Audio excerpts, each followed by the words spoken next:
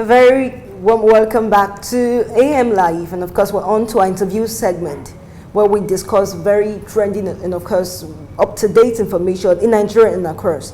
Today, across Nigeria, there's been some issues around the letter written to the Senate by President Muhammadu Buhari, seeking, of course, some form of permission, as it were, to leave the country, informing the Senate of his decision to go for medical follow-up.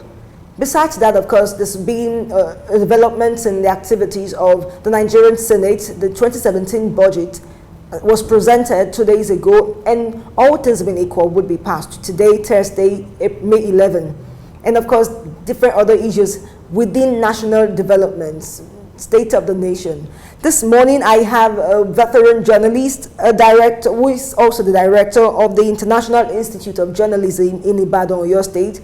He was a one-time Commissioner of Health and, of course, Commissioner for Works and Transport in Oyo State under the administration of late Kolapo Ishola. It's none other but Bolaji Karim is a veteran journalist. It's good to have you join us on the program this morning. Good morning. Thank you very much. Thank you.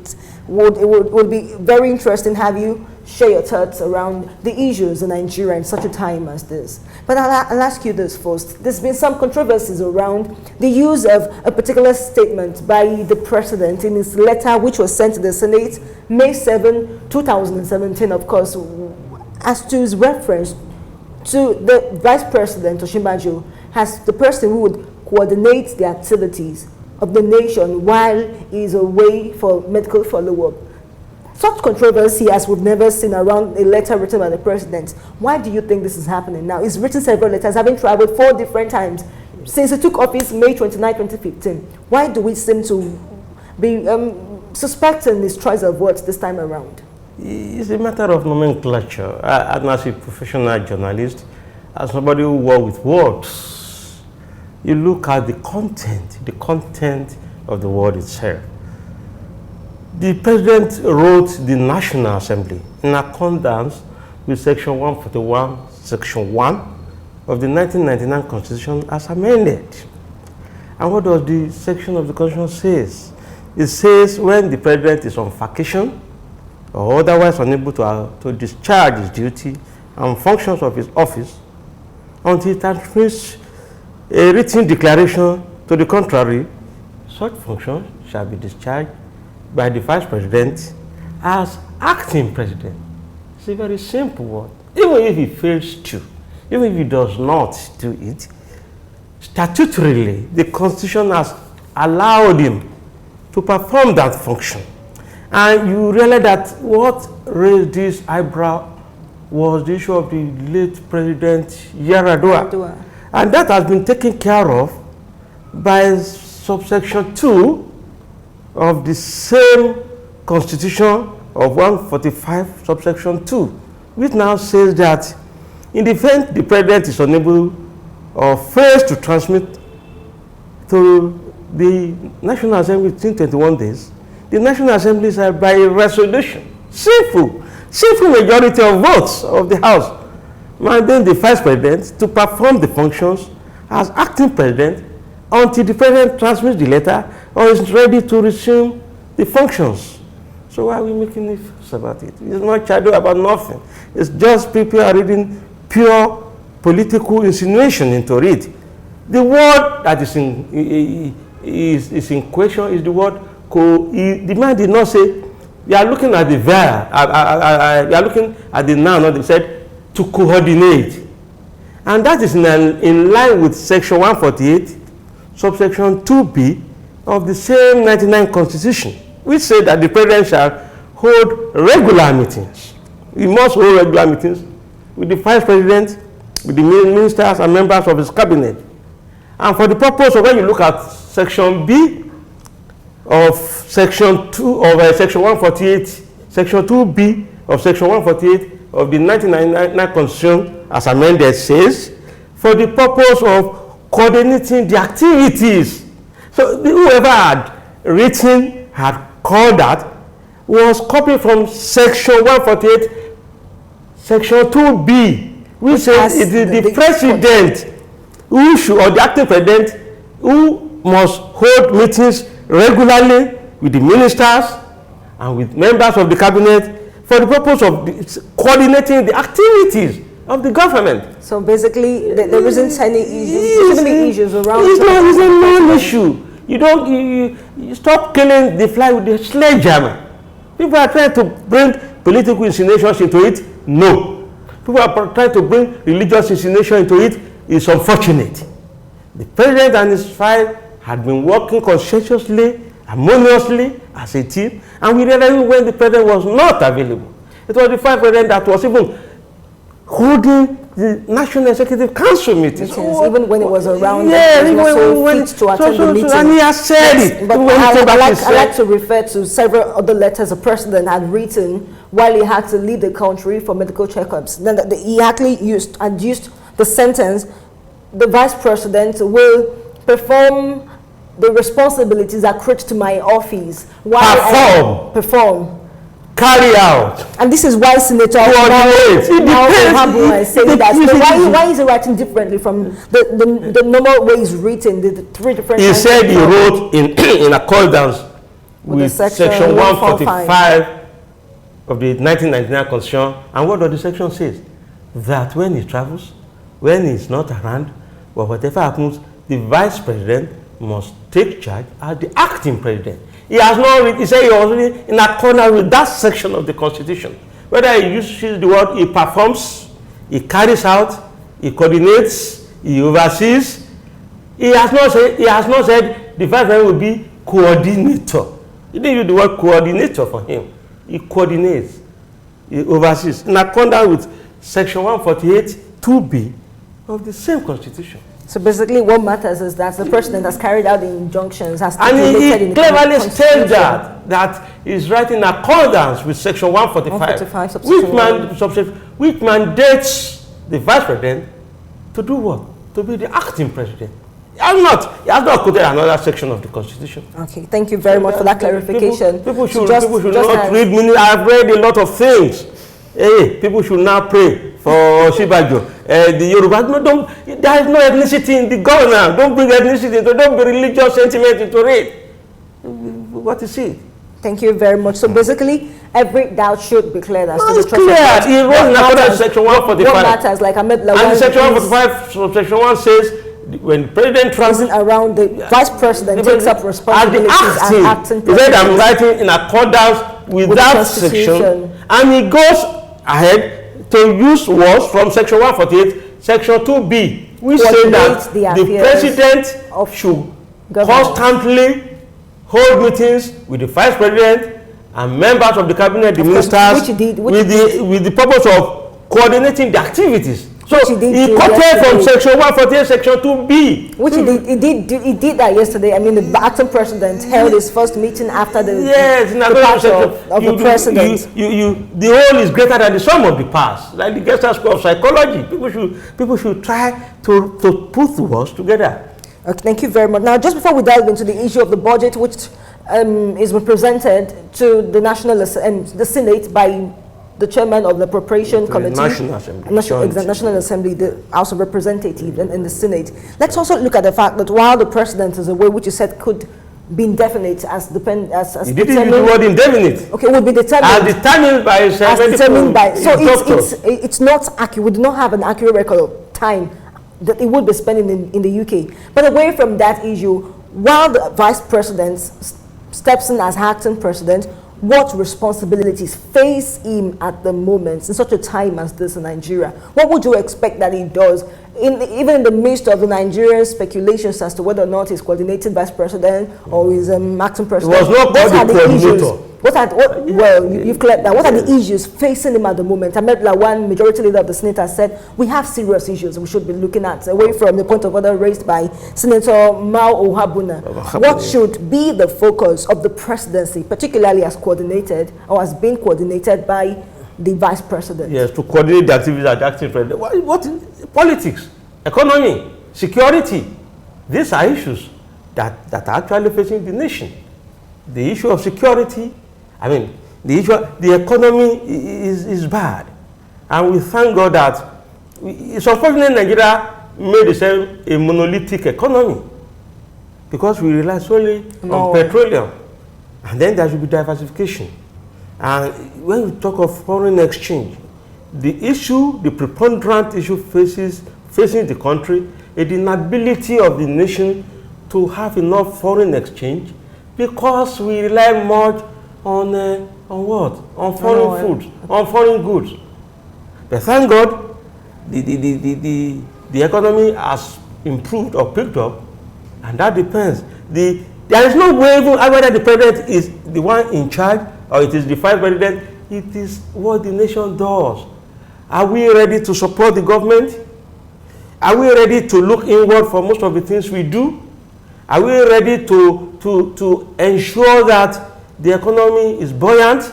To what extent must we ensure that we bring in foreign goods that we can produce within the nation? Years back, we are spending $20 billion to bring in food. That $20 billion will have been the key of the nation. This is a critical position for the nation. And the central bank should be up and doing, and the exporter. So it is not the presidency alone, it is the entire nation that should now see this period as a period of which we have to ensure that we are patriotic. Why must we bring frozen chicken when we have a lot of chicken begging to be eaten? Yes, attention should be growing agricultural and then agriculture, and I'm sure there are ministries, there are ministers, and everyone must have prepared his own budget. That's what we are going to do. Now, if the seedlings are available, if the fertilizer is available at moderate rate. Well, not when we are now bringing the third party arrangement, whereby the richer ones will now hijack everything to the detriment of the real farmers. Now, let's look at the budget which was presented to the Senate on Tuesday, May 9. Yeah. The Senate has gotten the budget, 2017 budget, after like 5 months now that the president presented it before the House in December 2016. Yes. Now, an interesting thing is that 40 days after the exactly. An interesting is that there's been an addition of 143 billion naira, because the president had submitted the budget figure of 7.298 trillion naira, now and raised to 7.4. It's been increased to 7.441 trillion naira. And we should also note that this was a budget that was based or set on the benchmark of the oil price being at a very particular price, and the oil production, it's unstable. The oil production also has 2.2 million barrels per day, and the dollar rate at 305 naira against a dollar. Now we've had an instability in these figures even before the presentation of this budget. Do you think that this might in a way affect the likely passage of the budget? What would the fact that the president of the Senate has said there will be a clause-by-clause consideration of the 2017 budget? These are the details that we should look into. Do you think, or what do you foresee, this might impact on the passage of the budget today? If you recall, the budget was tagged budget of hope and recovery. Yes. Not only recovery, hope and recovery. And the intentions and policies is what we have to look at. Actually, the thing was, the Senate increased it because of inflation, and that is the truth. But do we have the money? The reality, you see, budget is a proposal. If, assuming, it's an assumption. But when it comes to the reality of implementation, you are looking, I said, this is a monolithic economy, relies solely on petroleum. And you are not in the total control. You are not even in the control of fixing of the price, not even the OPEC, with all its power. It's dependent on several other factors. Several factors and facilities. And the exchange rate. So definitely, because of the delay, the inflation had caught up with it, and actually weakened with about that. You have to look at, there are two areas, the recurrent expenses and the capital expenses. The recurrent, you cannot wait for recurrent expenses. I mean, you have to borrow, you have to pay salaries, you have to do a lot of things. And so 2.99 trillion has been set aside for that. That is it. And then you have the capital expenses. You have to carry out projects which you don't even have the power. The contractors, if you are not going to award war roads, what we were expecting then, inflation has caught up with it. So Exactly. if you want the contractors to perform, the market prices had been preponderant. So there's no way there won't be an increase. And that is, people should not just look at it. It is in line with the present economic condition of the world, So not do you Nigeria foresee alone. any of this affecting the passage, dual passage? No, the passage will go smooth. But we pray. We pray that. The ascent. Of course, that will become. The prayer is that we hope that there won't be vandals to block the free flow of petroleum from the But that's refineries. the issue. Should we? This, of course, this is a budget fixed or built upon oil revenues. That is And we already said there are issues around that is the the much oil side we're of it. producing. That was Could we about the look at security away of from the oil? nation. That was about the security of the nation. Thank God that the Avengers, to some extent, they've reduced their dastardly act. Because when you are destroying the economy of the nation, you are destroying the nation, and you are destroying yourself along with it, because you are part of the nation.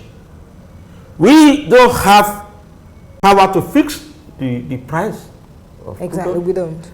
And then the oil itself was not flowing as it should flow. And the unfortunate side of it that in a situation where there is no electricity, what do you expect? There will be increase. People rely on generator. Premium water spirit. And it means that the producers have problems. The manufacturers have problems. And they have to sell in line with the cost of production. So that's why the recurrent expenditure has to be inflationary oriented, like the National Assembly has done. We have to face the reality. And we pray that the economy will improve. That is the We keep praying, of course. Keep That's praying. what We we don't pray actually alone. We do. work towards it too. Thank you very much. Again, another issue that arises from the presentation of the budget is the fact that it was presented merely 4 days after the expiration of the 2016 budget. Yes. We're close to the mid of 2017. Yes. What do you foresee of the implementation, the full implementation of this budget before its expiration next year? Of course, owing to the fact that It the North has expires by established May. it exactly Next year. So next that year. That is just the So first do side you of do you those actually things. see a full implementation? The implementation, this like I budget? said, depends on our economy. If you've prayed, if it's If we right, pray, if if pray, thank God. we see a full If implementation. it does, it means that a lot of projects will suffer. I mean, you have to take care of economy. You have to take care of. We are looking at the health situation of the nation. We are looking at the agricultural sector. We should take the large chunk of the budget. We are looking at road construction. We are looking at social welfare. We are looking at administration. These are issues. The degree of implementation of the budget will determine the extent to which the projects will be carried out. That is just the truth of the matter. Thank you very much. We'll take a very short break and return with AM Live. Please stay with us.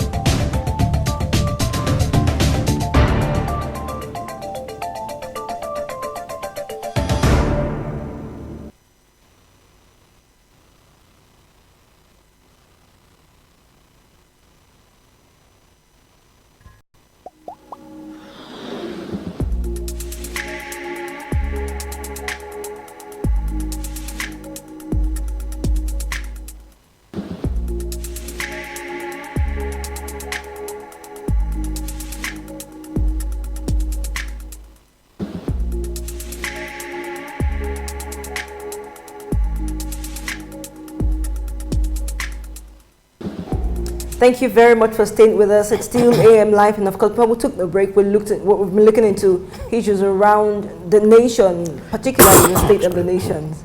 And of course, veteran journalist Bolaji Karim has been doing justice to the issues I have raised. Now looking more into the issues around the budget, because of course, like you rightly mentioned, it's been termed the budget of hope and recovery. And Nigerians are waiting to see how these oaths in the passage of the bill would put food on the table. I'd like us to look into particular issues. The Ministry of Education would be taking just about 50 billion, health 51 billion, and we looked together, we're looking at the Niger Delta, the Niger Delta Commission and the Niger Delta project, taking over 200 billion or thereabout. No, the Niger Delta is taking 33 billion. 33 While billion. Niger Delta Development Commission is taking 61. 61. Which is even more than what is being voted to health. Education and health. Education is taking 50 billion, health is taking 51. If Niger Delta Development Commission takes more than the entire vote for the health of this nation, what does it say about us? What's the reflection of this? I think that is the issue of security. Because you can have a good educational setup or system when the nation is secured. It's so that the security of the nation is tied to the apron string of the Niger Delta. And that is the economy. And that is the monolithic economy, which is the petroleum. And you realize that when you look back, with due respect, the Nigerian Civil War, the bulk of the war was sunk within that riverine area under the 3rd Marine Commando, led by late Brigadier Benjamin Adekunle, and Obasanjo had to go there because that was seen as the root source and main core of the economy of the nation. So if what is voted to Niger Delta Development Commission and Niger Delta Ministry is totally is almost 70 billion, and education has just $50 billion, and health, it means that something's wrong with the security of the So nation. basically this should, just as the Senate says, it does a close-to-close review of it. It means that look at this issue. we are sacrificing our education, our health, with due respect to a minute sector of the nation, which if we don't service, it can rock the boat. That is just interpretation. We don't want to rock the boat. And if we don't want to rock the boat, you have to pamper that area, which is a critical area. If you, that is the hen that laid the golden egg. If you want the golden egg, so we seem to be pampering it and detriment. Of course, because that is what we rely on. An ignition, God forbid, on that sector, that unit, means the nation has collapsed. That's why we have to go back to other sectors. Especially agriculture.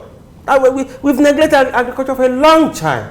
But do you think the government actually serious? We've paid so much lip service to building this budget based on the diversified economy, but it's still established around the oil benchmark, the production of oil, how much we produce in Nigeria. That is the truth. Do we seem serious to diversify or about diversifying the economy?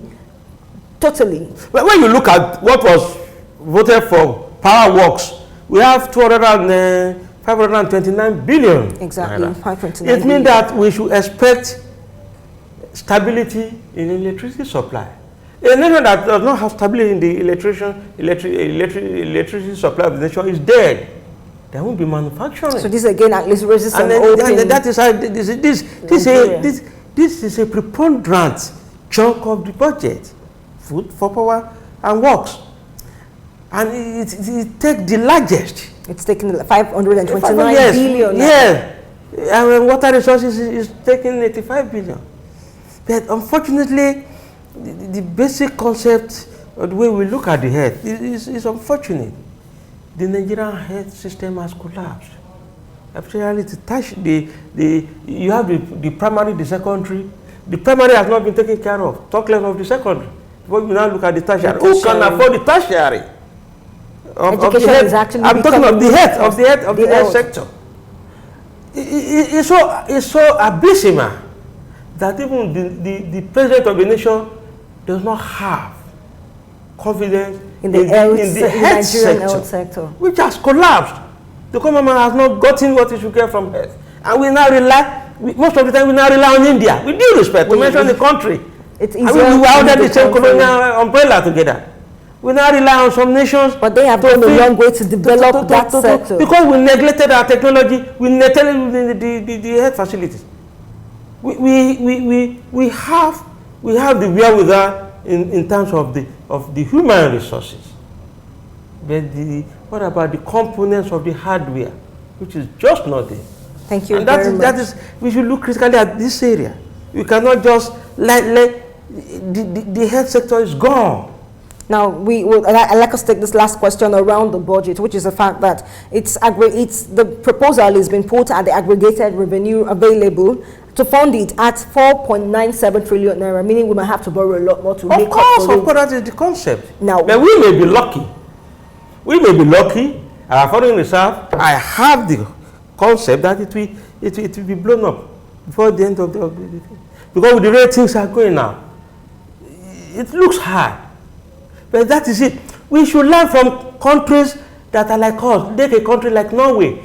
Norway, whatever Norway gets from the oil, they save because they know that is what they will use for their capital projects. And whatever they make from sales of fish, I mean, but we don't have that. We don't look. Let's look at countries that we are at par with them in terms of what we produce. What is our own external reserve? What is Norway's external reserve? Their own has jumped, tripled, even in the last 4 or 5 years. Our own has dwindled and has crumbled. So we could take a cue from them. But finally, what are your expectations from the Senate's plenary session today as they look in-depthly into the budget to pass it? Of course, I mean, if the budget is not passed, it affects them too. So because they too, I mean, they are part of the recurrent expenditure. The recurrent, because the salaries allowances are within this. Now, while we're on break, you did mention an importance of taking a cue from the president's decision to actually hand over power to Vice President Yemi Osinbajo, because in accordance with the Constitution. Let's relate this. It's a constitutional provision. Let's relate this. Section 145 and subsection 1 and amendment section 2. Let's relate this to the state level, where you mentioned that this seems to be lacking at the state level, where governors do not visibly follow the constitutional provision to pass power to their deputies, empowering them to carry out activities when they're not in the country. What do you say to the state government in, of course, working with the provisions of the Constitution towards empowering their deputies when and if they have to leave the country? The governors, like the president, swore to oath of office and oath of allegiance in accordance with the provision of the Constitution, without fear or favor, affection or ill will. And in accordance, they are there to have bound. Everybody has to follow the constitutional provision. Section 145, subsection 1. When you travel, you have to. But you don't blame them, you blame the state assemblies. It is the duty of the state assemblies. Because are they performing? Do they see themselves as an appendage or being tied to the apron string of the executive? There should be separation of power. Most lawmakers, with due respect, have disappointed the electorate. Have you performed your duties? It is when a governor travels without proper handing over to his deputy in accordance with the section 145, what has that state assembly done? No, because if you don't, you are supposed to be the check and the balance. Exactly, yes, to government activities. Because every unit of the government should carry out, the executive should perform its own function, which is to carry out the activities of the government. The assembly should make the law, and the judiciary should interpret it. Are they doing the correct interpretation even within the judiciary? Do we have the type of judiciary we expect in this nation? Gone are the days when even other nations rely on Nigeria for their judiciary. When you have the people of like Dr. Tesmi Elias, you have, and we have a lot of judges who were seconded to other nations. It doesn't happen. Bola Jibola, Testimony Elias argued that. It's because they have confidence in the judiciary of our nation. But even if yourself, if you have failed to carry out your responsibility either within the executive, the legislative, or the judiciary, then you've lost your clout. And you become a clown and a laughing stock, not only within your nation, but within the African continent and the entire world. So basically you're saying that the State House of Assemblies have not been duly carrying out the responsibilities in ensuring that they make the executive do the needful in empowering the deputies when they have to leave the country. I have read on the floor of the State House of Assembly that I've received a letter from the governor traveling and complying in accordance with the sections of the provision of the Constitution. The executive should do his job, the judiciary and legislature, the three arms. The fourth arm, which is the press, has been performing its functions within the ambit of the law. Even when you are twisted, you still carry out your assignments. They, especially the assembly, should do what is right and what is in the constitutional provision, in the interest of the states. Thank you very much, veteran journalist and of course Director, International Institute of Journalism, Bolaji Karim. It's been a very insightful moment with you this morning. Thank and of you. course, what with your explanation or in-depth explanation as to the provisions of the Constitution, not stopping at the section 145, but going even to section 148 to explain section 2 the use of the word coordinating. Yes, he didn't call the vice president, the acting president, the coordinator. But he said him to coordinate. So the person who drafted that letter went further that to enforce section 145 of the Constitution, he should carry out the functions stipulated in section 148, section 2b, which says the president shall hold regular meetings with the vice president and the ministers for the purpose of coordinating the activities. And that's just what the president has said to the vice president, who also said he confirmed the president did hand over powers to him. So Nigerians can move away. The active president said he handed over powers to him. It's not a coup. It's not when we had a situation where the most senior would give instruction and it will not be carried out, like it happened in the case of Brigadier Babafemi Ogundipe. Thank you very much. Thank you very much. Time is running up. Nigerians should begin to actually move away from debating on whether or not the president exactly said this. What matters is that we work with the government towards ensuring that we should not create a crack that does not create a crack, not create a don't bring religious bigotry or ethnicity. Yes, exactly. So yes, while we wait for the budget to be passed and assented into law by the Senate and of course successively the Vice President who is acting as President, we're going to end the conversation for today now. And just again, as we said, we're hoping that the state government, the State House of Assemblies will take a cue from what the President has done in handing power to their deputies. You have the constitutional power to do it. They have to leave the country. Even if the government does not, Section 2 of Section 145 gives you that power. Exactly. Simple majority. Thank you very much. Thank you.